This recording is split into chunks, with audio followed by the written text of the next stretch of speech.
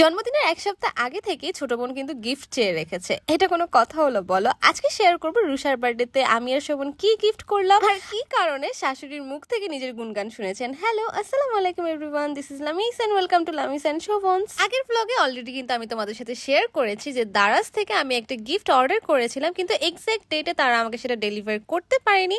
Finally সেই জিনিস আজকে আমার হাতে পৌঁছালো। যেহেতু এটা আমার ছোট বোনের বার্থডে গিফট ছিল, তাই আমি আমার হাতে পাওয়া মাত্রই কিন্তু বাসায় চলে গেলাম ওকে এটা সারপ্রাইজ হিসেবে দেওয়ার জন্য। সত্যি কথা বলতে আমি নিজেও কিন্তু বেশ কনফিউজ ছিলাম যে জিনিসটা ভালো হবে কিনা, আর এটার প্যাকেজিংটা এমন ভাবে করা ছিল যে ভেতরে কি আছে একদমই বোঝা যাচ্ছিল না। এদিকে দেখতেই পাচ্ছ রুষা কতটা এক্সাইটেড ছিল। নতুন জিনিস পেলে কে না খুশি হয় বলো? আর আমরাও কিন্তু ছোটকালে এক্স্যাক্টলি এরকমই ছিলাম। যখনই গেস্টরা বাসায় কোনো কিছু নিয়ে আসতো, গিফট নিয়ে আসতো, আমরাও কিন্তু দেখার জন্য অস্থির হয়ে যেতাম। ফাইনালি এবার হচ্ছে গিফট রিভিল টাইম। আর দেখো এত সুন্দর একটা পিঙ্ক কালার ইউনিকর্ন। বেসিক্যালি এইটা কিন্তু একটা টেন্ট, এইটার ভিতরে কিন্তু কয়েকজন বাচ্চা কাচ্চা একসাথে গিয়ে খেলাধুলা করতে পারবে। আমি যখন ছবিতে দেখেছি তখন আমার কাছে মনে হয়েছিল বেশ ছোট, সামনাসামনি দেখার পরে আমি কিন্তু একদম ইমপ্রেস ছিলাম, কারণ অনেক বড় একটা টেন্ট। আর এখানে দেখো পূর্ণতাও কিন্তু চলে এসেছে রুষাকে সঙ্গ দেওয়ার জন্য। এটা পেয়ে দুজনে এত বেশি হ্যাপি হয়ে গিয়েছিল যে একবার ভিতরে ঢুকছিল,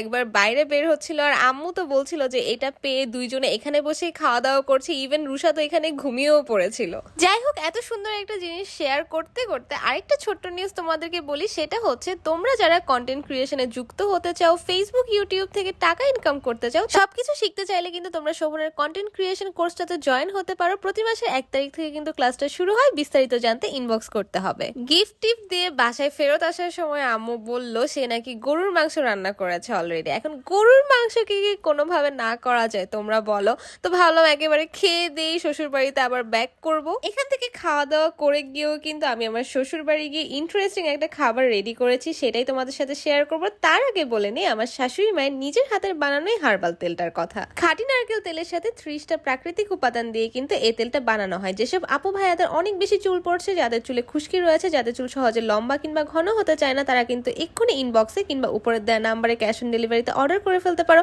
ছেলে বুড়ো সবাই কিন্তু এই তেলটা ইউজ করতে পারবে।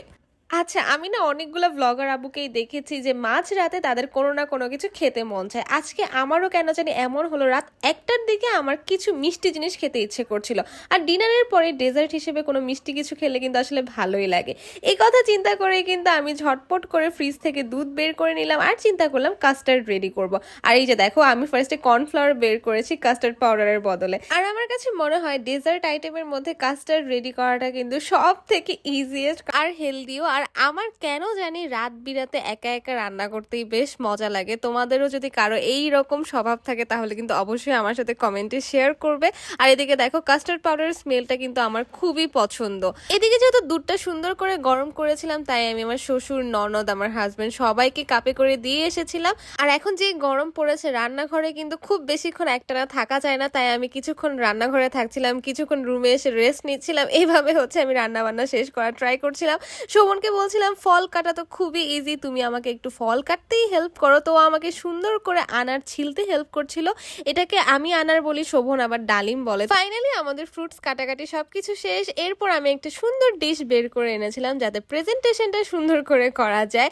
আর আমি যেহেতু এখানে ড্রাগন ইউজ করেছি, ড্রাগন ইউজ করলে কিন্তু বেশিক্ষণ নাড়াচাড়া করলে পুরো দুধের কালারটাই চেঞ্জ হয়ে যায়। তাই আমি ভাবছিলাম যে এটাকে লেয়ারের মতো করে দিব। প্রথমেই বেশ কিছু ফ্রুটস দিব, তারপর দুধের মিক্সচারটা দিব, আবার কিছু ফ্রুটস দিব। এভাবেই করলে না বেশিক্ষণ আর নাড়াচাড়া করতে হয় না, বা ফ্রুটস গুলাকে ওভাবে মেশাতেও হয় না।